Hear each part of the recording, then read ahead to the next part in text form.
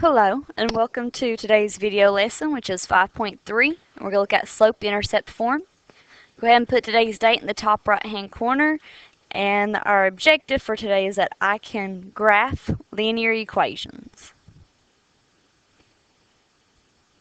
Now, as for the title of our section, it's called slope-intercept form. And slope-intercept form is one way to write a linear equation. And it looks like that right there, y equals mx plus b. So we're going to have to identify what our m and b are. So we've seen that variable m before, and that stands for our slope.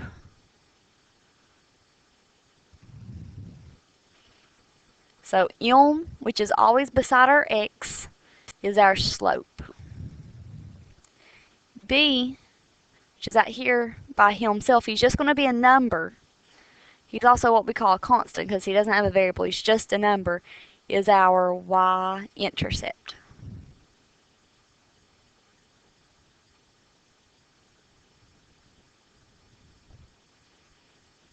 Okay? And just a reminder, whenever we're dealing with linear equations, y and x will stay our variables. So y and x will always be variables, but m will be a number, and it represents our slope. So if there's a number beside our x, that's our slope. And then b is our y-intercept, and it is what's out here by himself. It's just the number. So now, as it says in our objective, we're going to look at graphing today. So to graph slope-intercept form, I put together a couple of steps for us to remember. The very first step is that we're going to identify our slope, which is our variable m. And he's also beside of x. Just in case we forget how to find m is beside our x. And write it as a fraction. That's another key part. If it's not already a fraction, we need to write it as a fraction so we have our rise over our run. Step 2 says to find the y-intercept, which is our variable b, and it's just our number, and write as an ordered pair. Now, if you think about the y-intercept, your x value is going to be 0, and then whatever number it is. So it's going back to what we've learned before about our y-intercepts. So y-intercept is when you have 0 first, and then your number. Now, to begin actually graphing, you're going to plot the point first. So it kind of rhymes. Plot point first. Or another way I like to say it's begin with B, because B is written as a point over here. So that's our point. Or begin with B. I like begin with B just because I like the way it rhymes. Begin with B. And just a reminder, B is our y-intercept. So since since B is our y-intercept, that means our first point should be on the y-axis, which means we should go up or down. So our very first point should be on our y-axis. That's that vertical axis, the one that goes up and down. Now after we've plotted our y-intercept at our first point, that means from the first point, while we're there at B, we're going to use our slope. And just to refresh, our slope is our rise over our run. And lastly, we're going to make a nice long line across our points with arrows on each end. So you want a nice long line across your whole graph with arrows on each end. Now, for our first set of examples, we're just going to look at slope-intercept form itself. So example 1 says to write an equation of the line whose slope is 3 and whose y-intercept is 5. So example 1, and we'll call this part A. So the slope is 3, and we know that slope is the variable m, so m equals 3 because slope is 3. Y-intercept, we now know today that the y-intercept is given the variable b, and it is 5, so b equals 5. So now with your m equals 3 and b equals 5, you can come across and write your y equals mx plus b.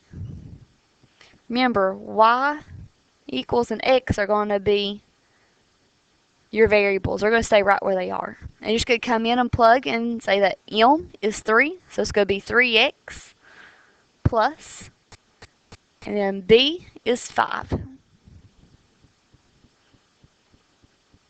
Okay, for our second one, it says an equation for a line whose slope is 3.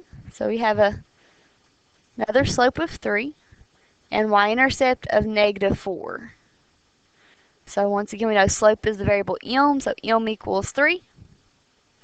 Y-intercept, we now know is the variable b, so b equals -4. Once again, we'll plug it into our equation, y equals mx plus b. And y equals drops down because it stays a variable. Then we say m is 3, so 3x drops down. And then saying plus a -4, we're just going to say -4. That minus symbol is going to turn into the minus over here. So instead of saying plus a negative, we're just going to say 3x minus 4. And that's our two equations for just picking our m and our b and plugging them into slope-intercept form. Our next couple of examples are actually going to cover us graphing. So example 2, ask us to graph y equals -2/3x plus 1. So step 1, find your m. So I'm going to write m equals. M's our number beside our x, so m equals -2/3. It's already a fraction, so I'm good to go. And there you go. Unhook the 2 from the negative symbol. And then b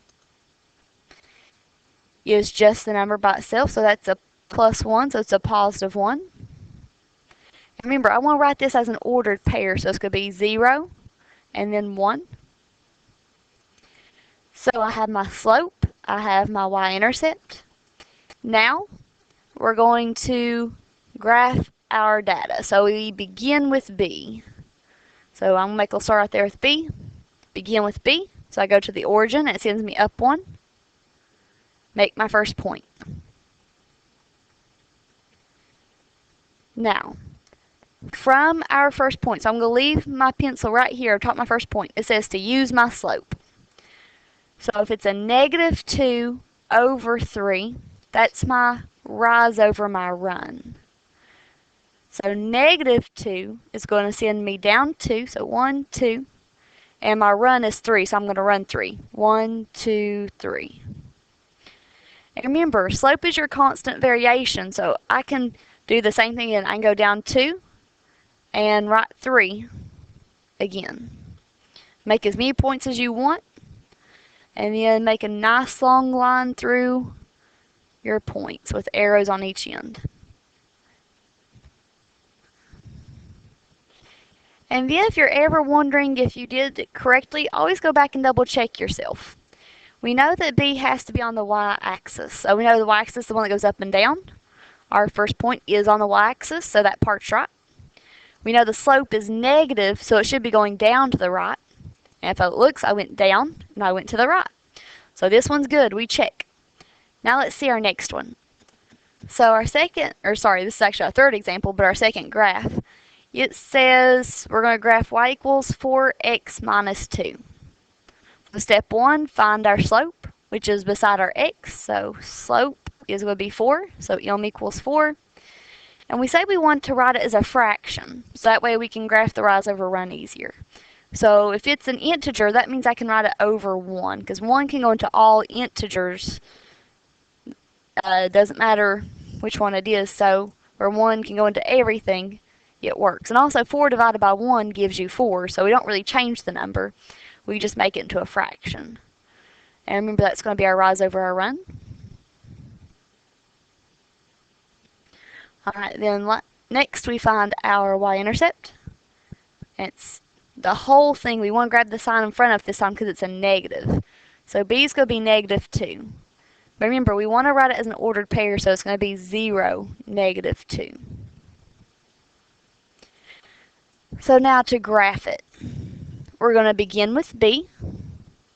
So 0, -2. So we're going to go to the origin, then down 2.